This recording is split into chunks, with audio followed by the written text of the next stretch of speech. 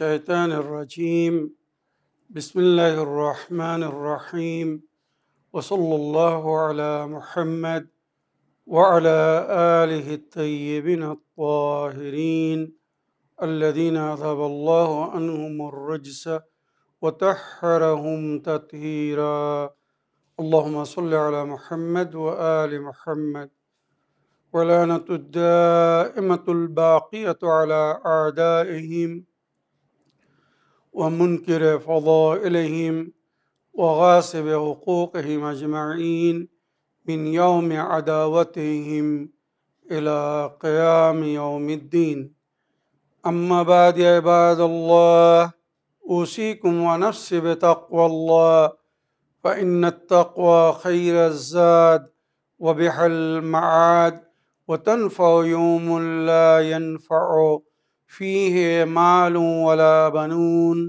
إلا من أتى الله بقلب سليم وصلى الله على محمد وعلى آله الطيبين الطاهرين اللهم صل على محمد وآل محمد وعجل فرجهم আমার প্রিয় দর্শক ও শ্রোতাবৃন্দ আসসালামু আলাইকুম ওয়া রাহমাতুল্লাহি ওয়া বারাকাতুহু আপনাদের সকলকে আন্তরিক সালাম ও শুভেচ্ছা জানিয়ে আজকের অনুষ্ঠান ইসলাম ইন বাংলায় আপনাদেরকে স্বাগতম জানাই।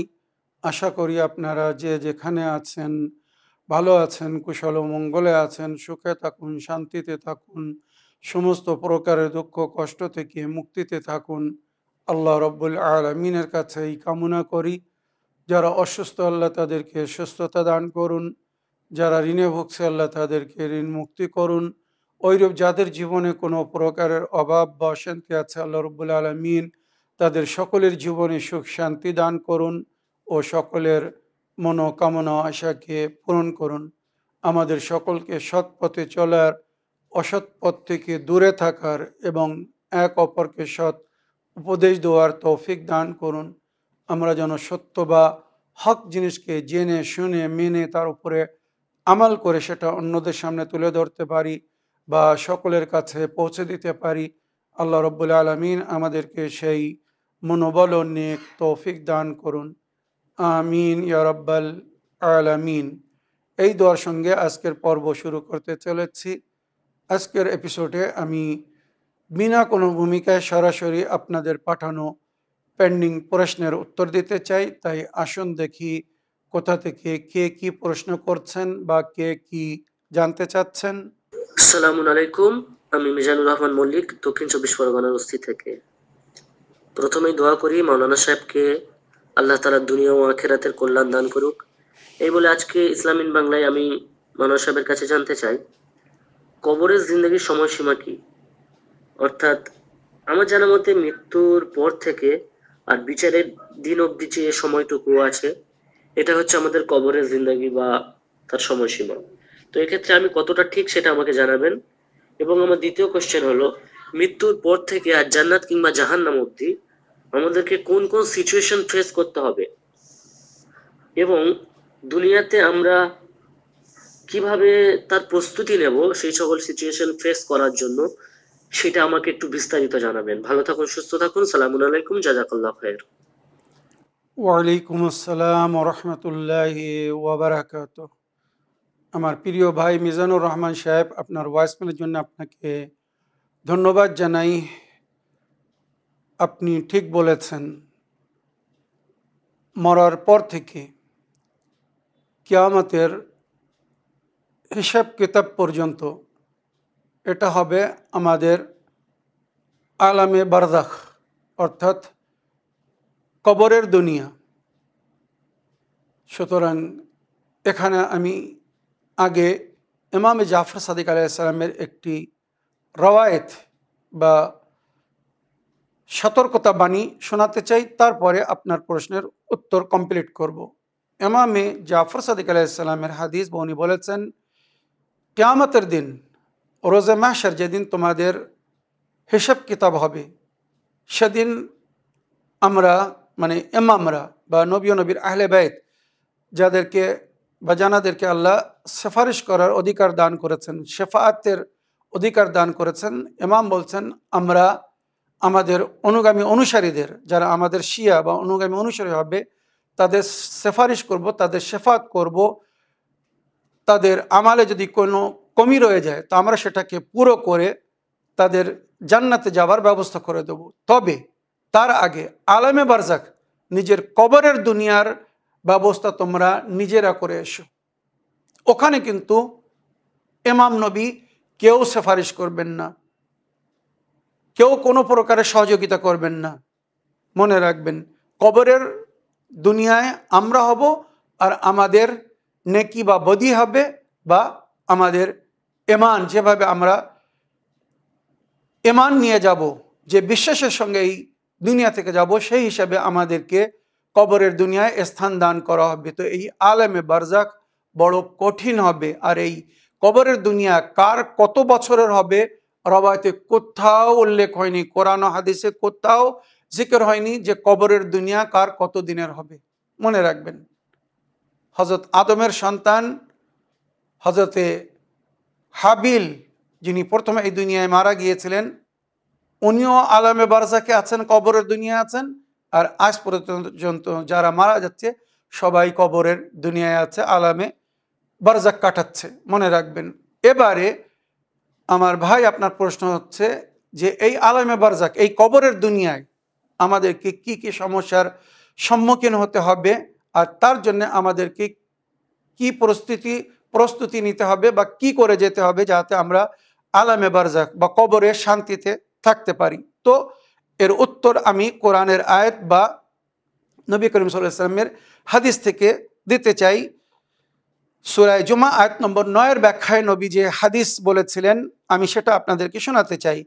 কুল ইন্নাল মাউতাল্লাযী তাফিররুনা মিনহু, আয় আমার নবী আপনি আমার বান্দাদেরকে বলে দিন, বা যারা মওতের উপরে বিশ্বাস রাখে না, পরকালের প্রতি বিশ্বাস রাখে না, বিশেষ করে ইহুদিদেরকে সম্বোধিত করে বলা হয়েছিল, কুল ইন্নাল মাউতাল্লাযী তাফিররুনা মিনহু, এই মওত যার থেকে তোমরা পালাচ্ছ, ফাইন্নাহু মুলাকীকুম, মওত তোমাদের সঙ্গে সাক্ষাৎ করবে।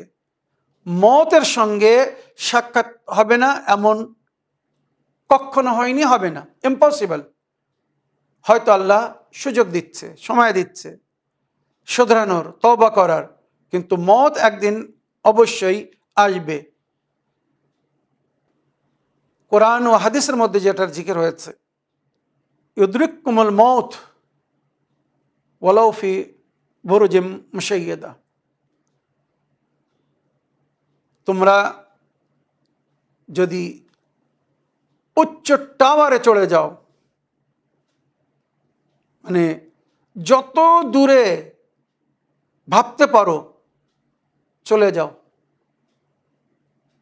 মওতের থেকে পিছা ছড়াতে পারবে না, মওতের থেকে পিছন ছড়াতে পারবে না। জানাবে সুলাইমান নবী নিজের রাজত্বে বসেছিলেন, দরবারে বসেছিলেন, এমন সময়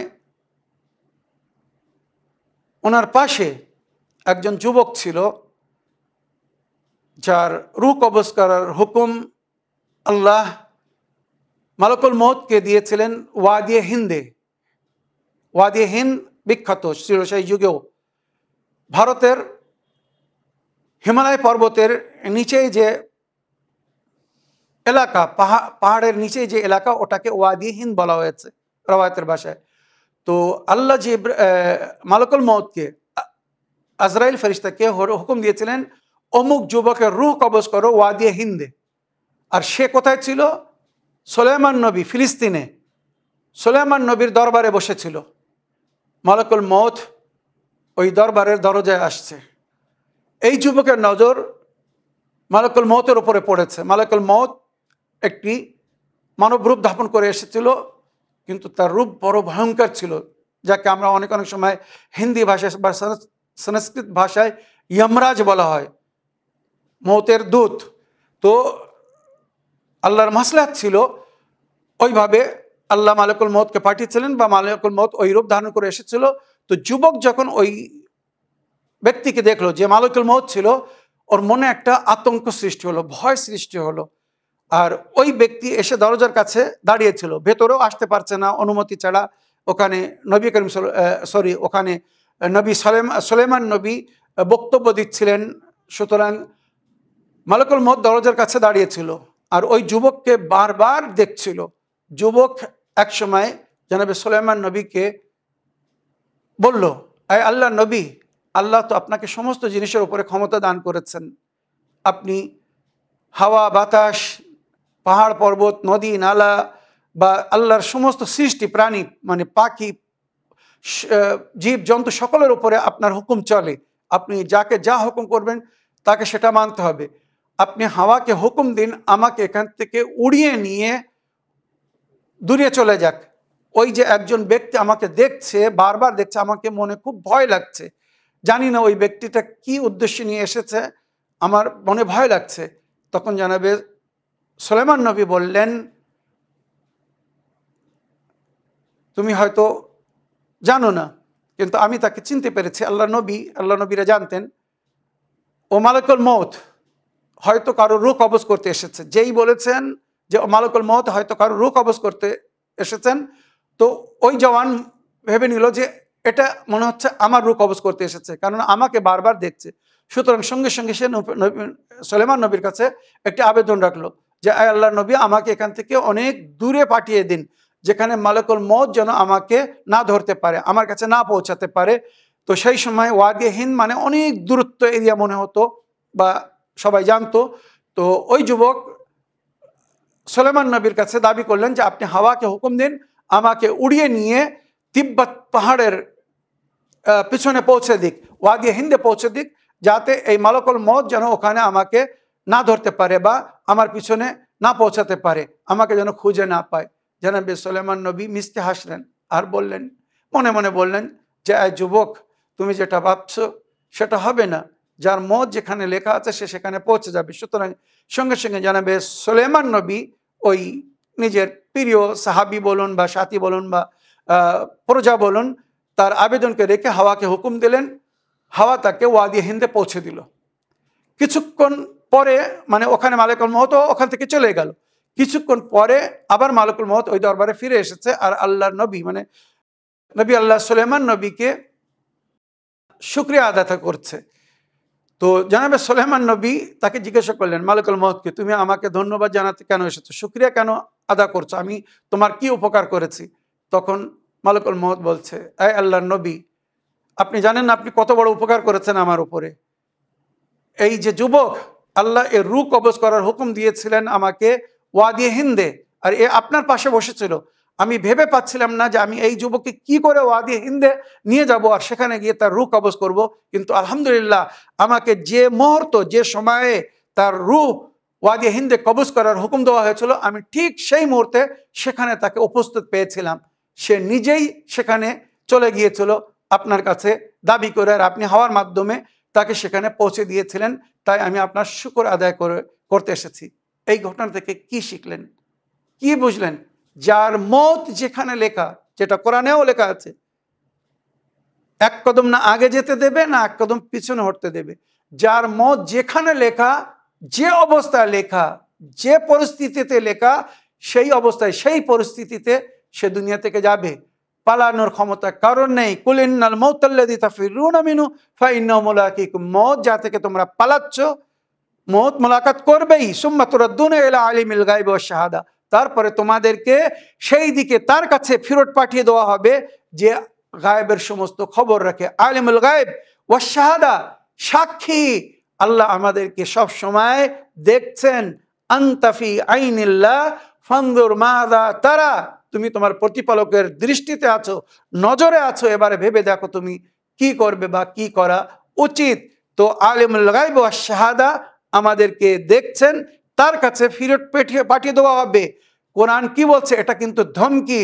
ফায়ুনাব্বিউকুম বিমা কুনতুম তা'মালুন, সেই সময় আল্লাহ তোমাদেরকে দেখাবে, বলবে তোমরা এই দুনিয়ায় কি করছিলে। আমরা হয়তো ভাবছি যে যা কিছু করছি গোপনে করছি, কেউ দেখছে না, আল্লাহ দেখছে। কেউ শুনছে না, আল্লাহ শুনছে। কারোর নজরে নেই, আল্লাহর নজরে আছি। আর সেই দিন সে আমাদেরকে বলবে আমরা কি করছিলাম এই দুনিয়াতে বা কে কি করছে। এই আয়াতের তাফসিরে নবী করিম সাল্লাল্লাহু আলাইহি ওয়াসাল্লাম নিজের সাহাবাদেরকে বলেছিলেন, এই হচ্ছে আমাদের কবরের দুনিয়ার পরিস্থিতি আর তার জন্য কি করে যেতে হবে সব এই হাদিসের মধ্যে উল্লেখ হয়ে আছে। সুতরাং মন দিয়ে শুনুন। নবী করিম সাল্লাল্লাহু আলাইহি সাল্লাম বলছেন, তুনাদিকুম কুবুরুকুম বিখামসাতি আসওয়াতিন, তোমাদের কবর তোমাদেরকে আওয়াজ দিচ্ছে। 5টি আওয়াজ, ভালো করে মন দিয়ে শুনবেন। কবর আমাদেরকে ডাকছে, আওয়াজ দিচ্ছে, আমাদেরকে বলছে, 5টি আওয়াজ দিয়ে বলছে। আর এটা কিন্তু প্রতিদিন হয়তো আমরা সেই আওয়াজ শুনছি না, বা আমাদের এই মাদ্দি কান সেই আওয়াজকে শ্রবণ করছে না। নবী কি বলছেন? কবর তোমাদের সঙ্গে প্রতিদিন এইভাবে বলে, আনা বাইতুল ফকর ফাহমুল ইলাইহি কান্দান, আমি গরিব ঘর, অভাবের ঘর, নিজের সঙ্গে কানজ মানে খনি খাজানা নিয়ে আসো। আনা বাইতুল ওয়াহদা ফাহমুল ইলাইয়া আনিসান, আমি একা ঘর, এখানে সাথী নিয়ে এসো। আনা বাইতুল হাইয়াত ফাহমুল ইলাইয়া তিরিয়াক, আমি সাপ বিচ্ছুর গড়, এখানে সাপ বিচ্ছু পোকামাকড় থাকবে, দংশন করবে। ফাহমুল ইলাইয়া তিরিয়াক, নিজের সঙ্গে সাপ বা বিচ্ছু যদি দংশন করে, কামড়ায়, তো ওই বিষ কাটানোর ওষুধ নিয়ে এসো, যাকে আরবি ভাষায় তিরিয়াক বলা হয়, তিরিয়াক নিয়ে এসো। আনা বাইতুল যুলাম ফাহমুল ইলাইয়া সিরাজান, আমি অন্ধকার ঘর, এখানে আলো নিয়ে আসো।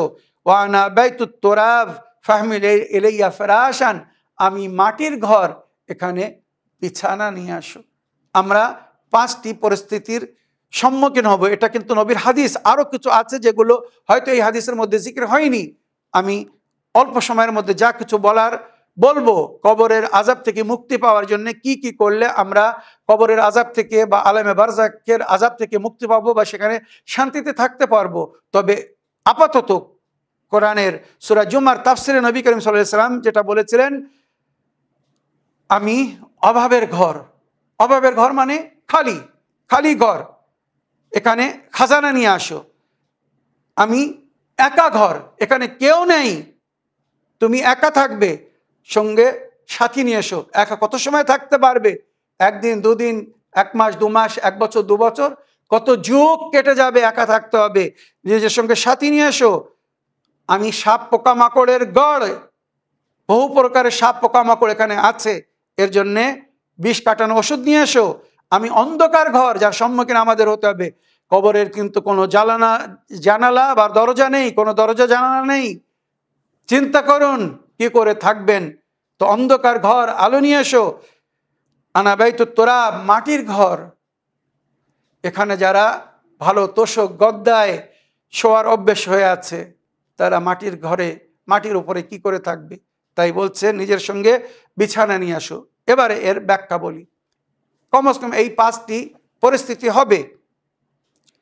গরিব ঘর, খাজানা নিয়ে আসো। তো সাহাবারা জিজ্ঞেস করেন, আয় আল্লাহর নবী, এই খাজানা বলতে কি নিয়ে যাব আমরা এখান থেকে?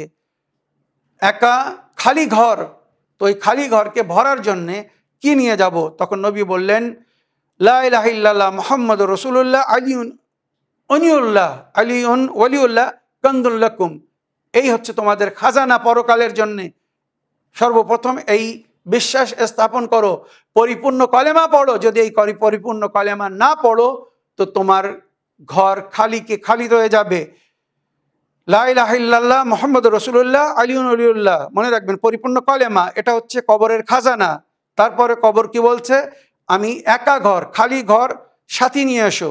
তো নবী করিম সাল্লাল্লাহু আলাইহি ওয়াসাল্লামের সাহাবারা যখন জিজ্ঞেস করলেন, এই কবরে আমাদের সাথী কে হবে? তখন নবী বললেন, ওয়াতলুল কিতাবা ওয়া ওয়াতলুল কোরআনা ফাইন্না কুল্লা সূরাতিন মিনহা, কোরআনের তেলাওয়াত করো, কেননা এই কোরআনের যত সূরা তেলাওয়াত করবে, ফাকুল্লা সূরাতিন মিনহা তুসহিবুকুম, এই কোরআনের সূরা তোমাদের সাথ দিবে। মানে সূরা একটি যুবকের রূপ ধারণ করে তোমাদের কবরে আসবে, তোমাদের একলাপান, একা যে থেকে অসুবিধার অনুভব করবে তার থেকে নিজাত দিবে। বিশেষ করে সূরা রহমান নাকি সুন্দর যুবকের রূপ ধারণ করে আসবে।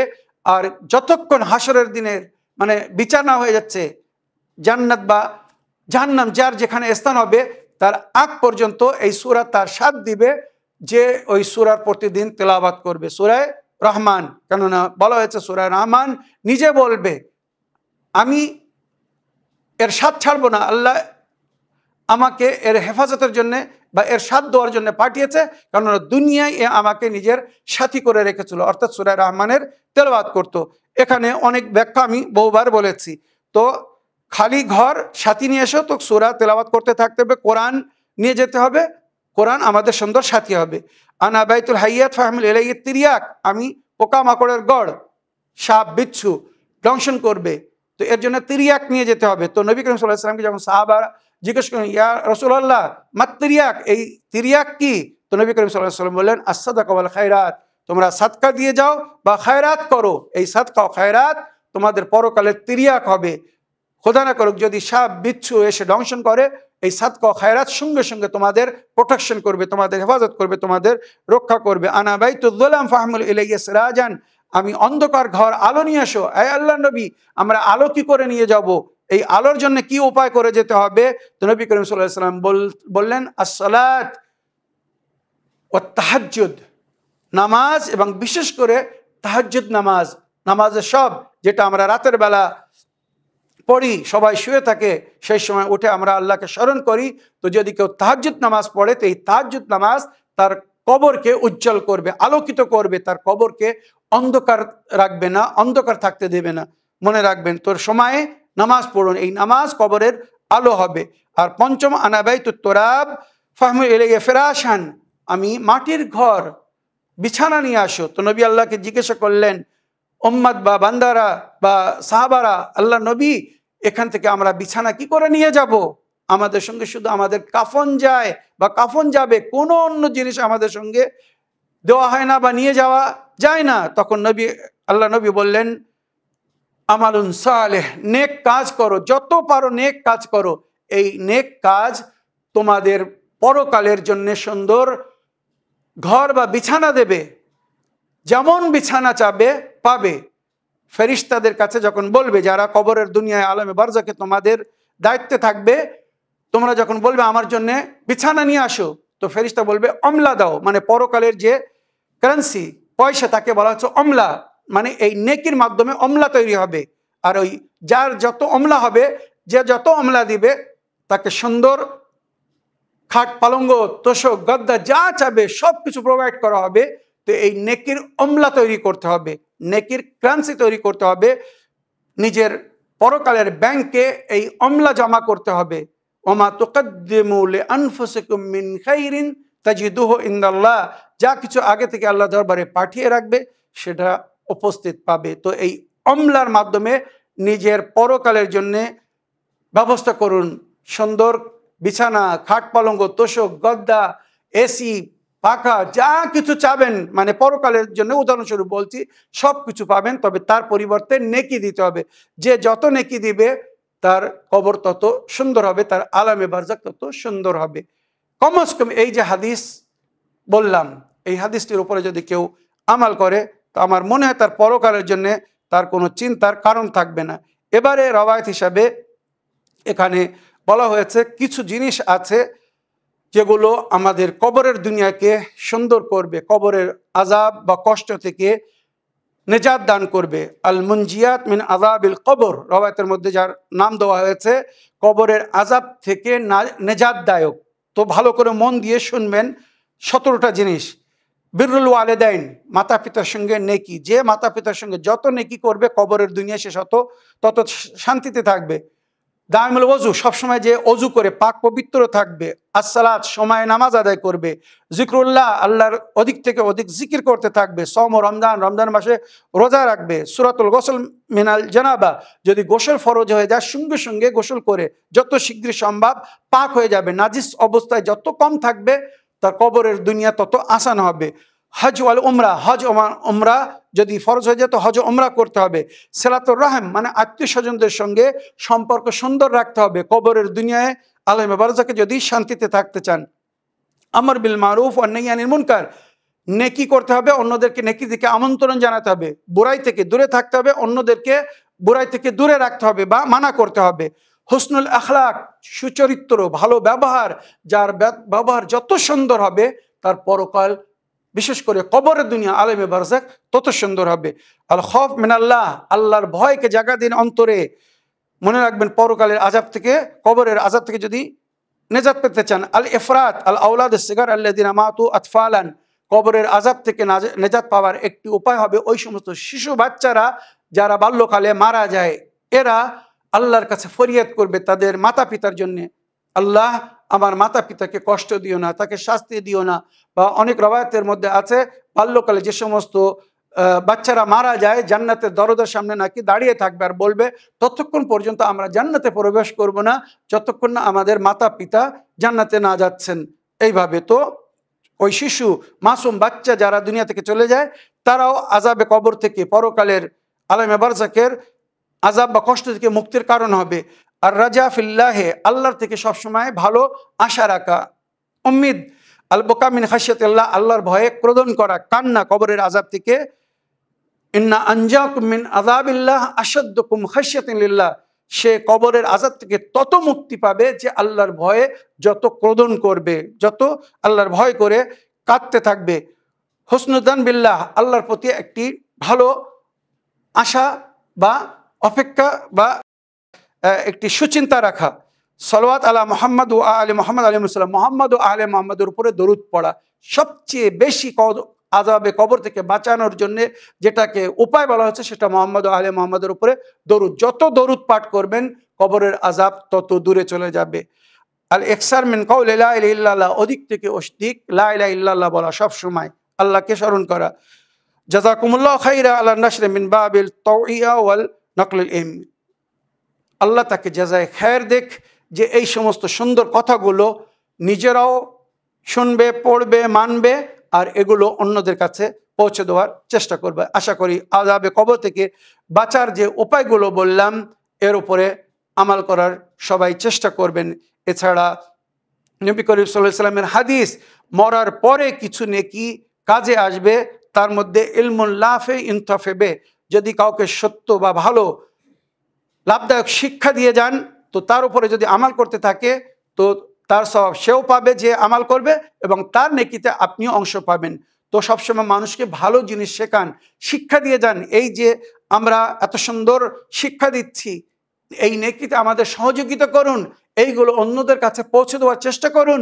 যদি আমার বা আপনার মাধ্যমে একজন হেদায়েত পায়, শিক্ষা পায়, সঠিক পথের পথিক হয়, তো সারা জীবন তার নেকিতে আমরা শরিক থাকবো, শরিক হব, বোনাস পাবো। তাই নিজেকে এই বোনাস বা এই নেকি থেকে বঞ্চিত করবেন না। যত শীঘ্র সম্ভব, যত তাড়াতাড়ি সম্ভব বা যেভাবে হোক এই সমস্ত ভালো কথা অন্যদের কাছেও পৌঁছে দেওয়ার চেষ্টা করুন। আমাদের এই ভিডিও শেয়ার করুন, আমাদের এই সুন্দর কথাগুলোকে অন্যদেরকে বলুন, বা আমাদের এই যে সমস্ত অনুষ্ঠান আপলোড করা হচ্ছে ইউটিউবে এর লিঙ্ক অন্যদের কাছে পাঠিয়ে দিন আর তাদের কাছে অনুরোধ করুন, আমন্ত্রণ জানান তাদেরকেও এগুলো ফলো করার জন্যে, যাতে এই সুন্দর শিক্ষা এই অথেন্টিক রওয়ায়াতের মাধ্যমে বা কোরআনের আয়াতের মাধ্যমে আমি যে হকিকতগুলো আপনাদের সামনে তুলে ধরছি, আশা করি আপনাদের মাধ্যমে যখন এগুলো অন্যদের কাছে পৌঁছে যাবে তো এগুলো কবরের আযাব থেকে বাঁচার একটি সুন্দর উপায় হবে, আমাদের সকলের কাজে আসবে।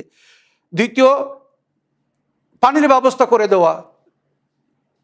পুরানো যুগে বলা হচ্ছে নদী নালা তৈরি করে দেওয়া হতো, কুয়া করে দেওয়া হতো। এখনকার যুগ হিসেবে মনে করুন টিউবওয়েল লাগাতে পারেন, শ্যালো মেশিন লাগাতে পারেন, বা আপনারা ওয়াটার কুলার লাগাতে পারেন। এইগুলোর মাধ্যমে যারা যারা পানি পান করবে সবার নেকিতে আপনি অংশ পাবেন।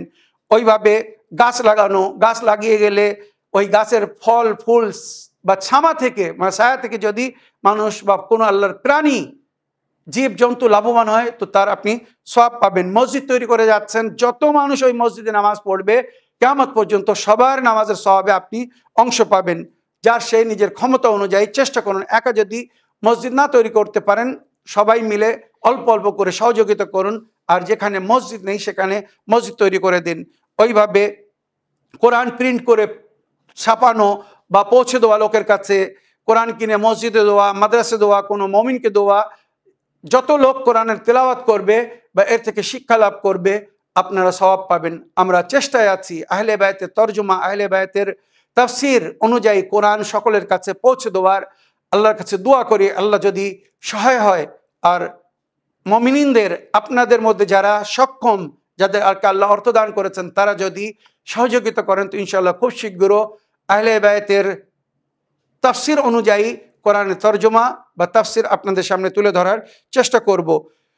ওইরূপ কোরআন বা দুয়ার বই ইত্যাদি আপনারা যদি কিনে মসজিদে দেন, মাদ্রাসে দেন বা কোনো মুমিনকে দেন, যতদিন সেটা তেলাওয়াত হবে, পড়া হবে, তার সওয়াব আপনারা পাবেন। বা নিজের পিছনে সুসন্তান, নেক সন্তান ছেড়ে যান, যদি তারা আপনাদের জন্য দোয়া করে আল্লাহ কবুল করবেন, বা তারা যদি নেকি করে তো আল্লাহ তাদের নেকির সওয়াব, মানে আমাদের সন্তানরা যদি নেকি করে তো নিজের নেকির সওয়াব তারাও পাবে, প্লাস আমরাও পাবো যদি আমরা আমাদের সন্তানদেরকে সঠিক শিক্ষা দিয়ে যাই। তাই অনুরোধ করছি, এই যে সুন্দর শিক্ষা আমি আপনাদেরকে দিচ্ছি, আপনাদের সন্তানদেরকেও পাশে বসিয়ে এই সমস্ত অনুষ্ঠান দেখতে শুনতে বাধ্য করুন।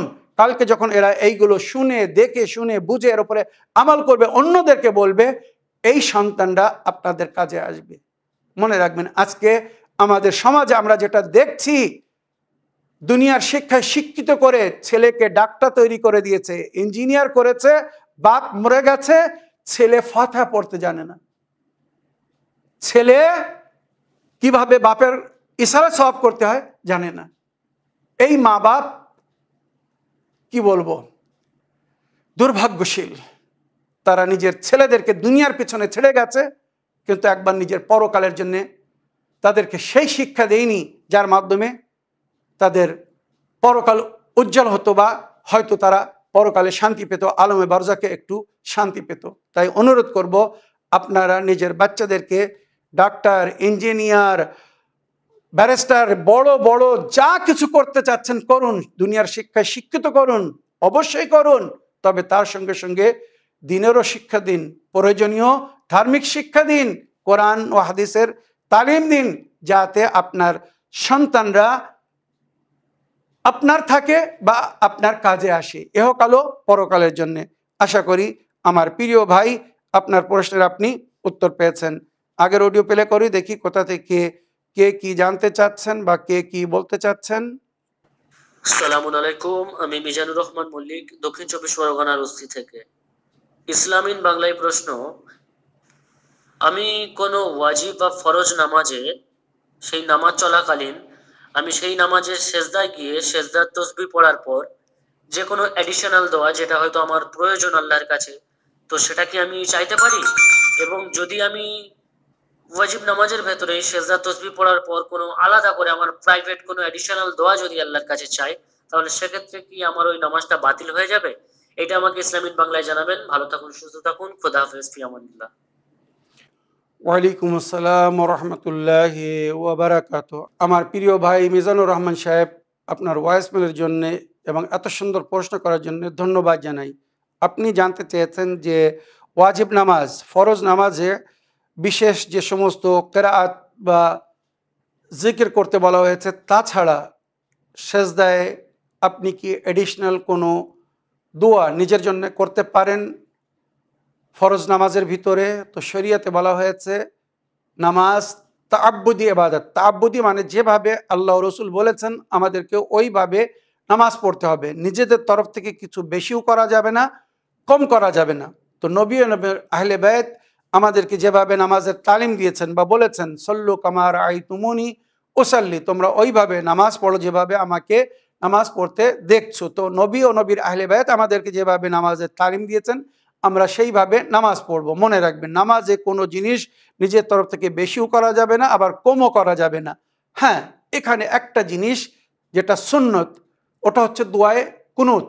দ্বিতীয় রেকাতে প্রথম সূরা এবং দ্বিতীয় সূরা পড়ার পরে রুকুতে যাওয়ার আগে আল্লাহু আকবার বলে দুআয়ে কুনুত পড়া, এটা সুন্নত বা মুস্তাহাব, যেটা নবী করতেন।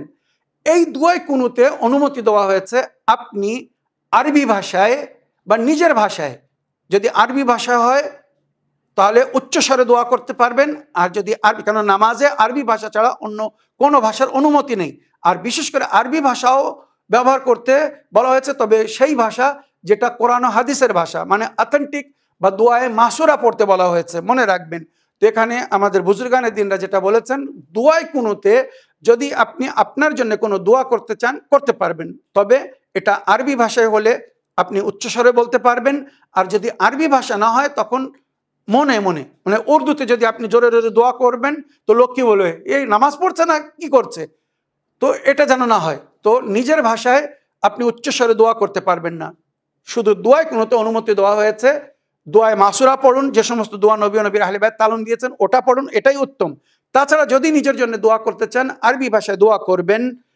তবে এখানে সমস্ত মুজতাহিদিন বা উলামাগণ বলেছেন এটা যেন কালামুল বাশার, মানে সাধারণ মানুষের কথা না হয়, এমন ভাষায় কথা বলতে হবে যেটা যেন শুনলে মনে হয় যে এটা হাদিসের ভাষা বা কোরআনের তাফসিরের ভাষা। মানে এমন দোয়া করুন, কোনো অবৈধ দোয়া করলে হবে না, বৈধ দোয়া করুন, ইনশাল্লাহ এর অনুমতি দেওয়া হয়েছে শুধু দোয়ায় কুনুতে। তাছাড়া ফরজ নামাজে অন্য কোথাও জিকির বিরদ বা দোয়ায় মাসুরা, মানে যে দোয়া নবী ও নবীর আহলে বাইত পড়েছিলেন বলেছিলেন শুধু তাই পড়তে হবে নামাজে, তাছাড়া অন্য কিছু নিজের তরফ থেকে বেশি করা যাবে না। আমি পরিষ্কার বলছি।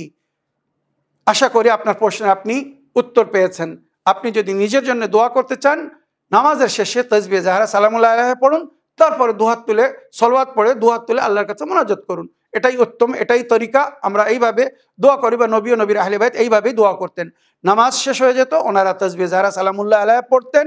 এমনকি বলা হয়েছে নিজের মানে অবস্থা, যে অবস্থায় আপনি নামাজ শেষ করেছেন ওটাকে পরিবর্তন করো না, তার আগে তাসবিহ জাহরা পড়ো। মানে যে অবস্থায় তাশাহুদ পড়ে সালাম পড়ে নামাজকে শেষ করেছো ওই অবস্থায় তাসবিহ জাহরা পড়ো, তারপরে এবারে দরুদ পাঠ করে আল্লাহর কাছে দোয়া করো। কেননা সালাত পড়ার পরে যদি দোয়া করা হয় তো আল্লাহ রাব্বুল আলামিন বলেছেন নবীর ভাষা, যেটা আমরা শুনেছি বা জেনেছি, যে আল্লাহ একটি দোয়াকে, যার আগে সলাওয়াত পড়া হয়েছে আর পরে সলাওয়াত পড়া হয়েছে, সলাওয়াত রদ হয় না, আল্লাহ একটি দোয়াকে কবুল করবেন, আর তার মাঝখানে যদি বৈধ দোয়া করা হয় আর সেটাকে কবুল করবেন না, এমন হবে না। তাই দোয়া করার আগে সলাওয়াত পাঠ করুন। তো দোয়া বা মোনাজাতের জন্য সবচেয়ে উত্তম সময় হচ্ছে নামাজের পরে, তাসবিহ জাহরা সালামুল্লাহ আলাইহি পড়ার পরে। এবারে যদি নামাজের ভিতরে আপনি দোয়া করতে চান তো শুধু দোয়ায় কুনুতে এই অনুমতি দেওয়া হয়েছে। আরবি ভাষায় হলে আপনি উচ্চস্বরেও বলতে পারেন, আর যদি নিজের ভাষায় দোয়া করতে চান, বাংলায় দোয়া করতে চান, তো এটা মনে মনে করবেন। আল্লাহ অন্তরের খবর রাখেন, আমাদের অন্তরের আওয়াজকেও আল্লাহ শুনে নেন। সুতরাং ওখানে মনে মনে দোয়া করে সলাওয়াত পড়ে তারপরে রুকুতে যেতে পারেন। বা সেজদায় যদি আপনি দোয়া করতে চান তো দোয়ায়ে মাসুরা যেগুলো অনুমতি দেওয়া হয়েছে বা নবী বা মাসুমিনরা পড়েছিলেন শুধু সেই সমস্ত দোয়া আমরা সেজদায় পড়তে পারবো। তাছাড়া অন্য কোনো এডিশনাল জিনিস, কোনো দোয়া নিজেদের তরফ থেকে বৃদ্ধি করা যাবে না। আশা করি আপনার প্রশ্নে আপনি উত্তর পেয়েছেন। আগের অডিও নিয়ে দেখি কোথা থেকে কে কি বলতে চাচ্ছেন। আসসালামু আলাইকুম, আমি মিজানুর রহমান মল্লিক, দক্ষিণ চব্বিশ পরগনা বস্তি থেকে। আশা করছি মৌলানা সাহেব ভালো আছেন। এই বলে আজকে ইসলামিক বাংলার পর্বে আমি আমার একটা সমস্যা নিয়ে আপনার সঙ্গে আলোচনা করতে চাই।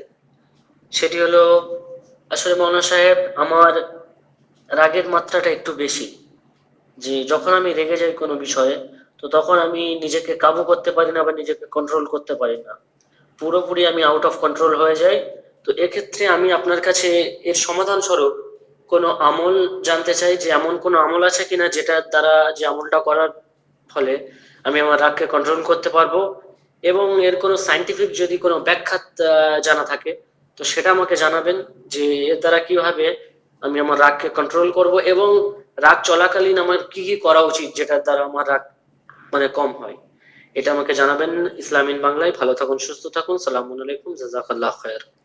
ওয়ালাইকুম আসসালাম রহমতুল্লাহি ওবরাকাত। আমার প্রিয় ভাই মিজানুর রহমান সাহেব, আপনার ওয়াজমেলের জন্য আপনাকে ধন্যবাদ জানাই। আর ওই যে সমস্যার কথা বললেন ওটা শুধু আপনার নয়, আপনার মতো অনেকেই আছে যাদের অনেক রাগ হয়, অধিক রাগ হয়, আর রাগের মাতালে তারা অনেক কিছু দুর্ঘটনা ঘটিয়ে বসে। তাই শরিয়াতে বা সায়েন্টিফিক হিসাবে বা এ বিষয়ে বিশেষজ্ঞ যারা ডাক্তার, মানে ফিজিক্যাল ট্রিটমেন্ট যারা করেন, ওনাদের সবার কথা শরিয়াতের সঙ্গে মিল খায়। আর সেটা হচ্ছে যখন রাগ হবে তখন জায়গা পরিবর্তন করো। এক জায়গায় কোনো কথা শুনেছ, খুব রাগ হচ্ছে, ওখান থেকে চলে যাও। রাগ কন্ট্রোল করার সবচেয়ে সুন্দর উপায় সঙ্গে সঙ্গে জায়গা পরিবর্তন করো। যেটা দেখলে শুনলে আরও হয়তো রাগ বৃদ্ধি হতে পারে, ওই জায়গা ছেড়ে দিন, ওখান থেকে সরে যান, অটোমেটিক রাগ কম হয়ে যাবে। শরিয়ত এইভাবে বলেছে যদি দাঁড়িয়ে থাকো বসে পড়ো, বসে থাকো, শুয়ে পড়ো, এইভাবে রাগ কন্ট্রোল হবে।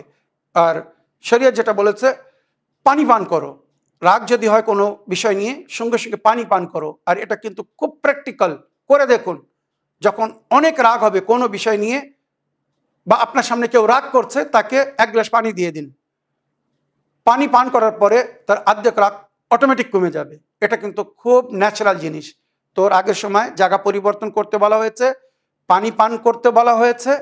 আর রাগের কারণ, কি কারণে আপনার রাগ বাড়ছে, সেই কারণ খুঁজে তার চিকিৎসা খুঁজতে হবে।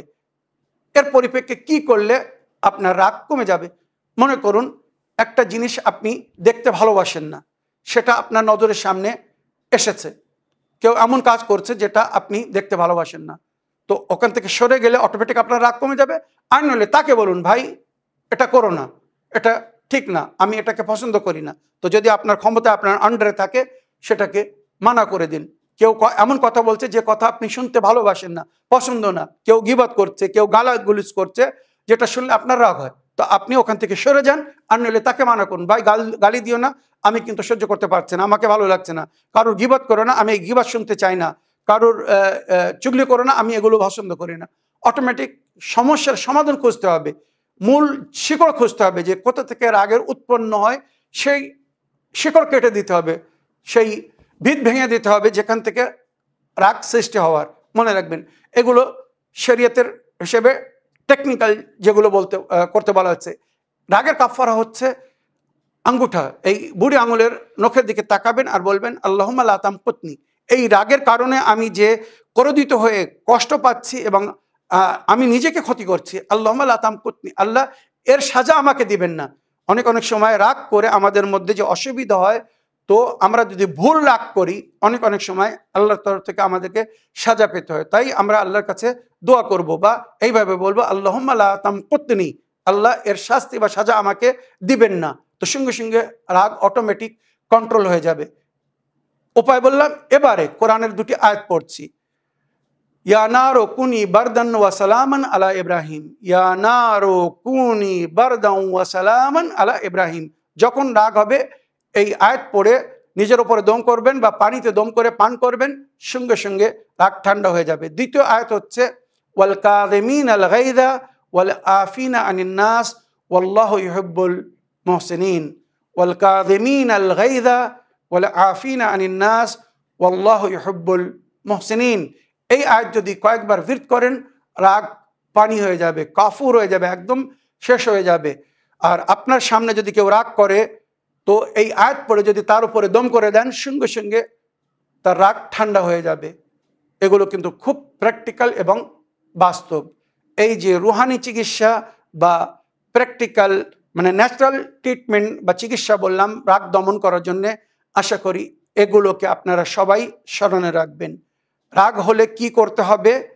জায়গা পরিবর্তন করতে হবে, দাঁড়িয়ে থাকলে বসতে হবে, বসে থাকলে শুতে হবে, আর পানি পান করতে হবে, আঙুলের দিকে তাকিয়ে আল্লাহুম্মা লা তামকুতনি পড়তে হবে, বা এই দুটি আয়াত ইয়া নারু কুনি বারদান ওয়া সালামান আলা ইব্রাহিম বা ওয়াল কাযিমিন আল গায়যা ওয়াল আফিনা আনিন নাস ওয়াল্লাহু ইউহিব্বুল মুহসিনিন। এগুলো করলে অটোমেটিক রাগ দমন হয়ে যাবে, মানসিক শান্তি পাওয়া যাবে। আর আশা রাখি রাগের প্রভাব বা অনেক সময় যে নেগেটিভ আসার আসে, এটা আমাদের উপরে হবে না বা আমাদের কারণে অন্যর উপরে পড়বে না। এই বলে আমার আজকের বক্তব্য এখানে শেষ করলাম। ওয়া আখিরু দাওয়ানা আলহামদুলিল্লাহি রাব্বিল আলামিন। ওয়াসসালামু আলাইকুম ওয়া রাহমাতুল্লাহি ওয়া বারাকাতুহু।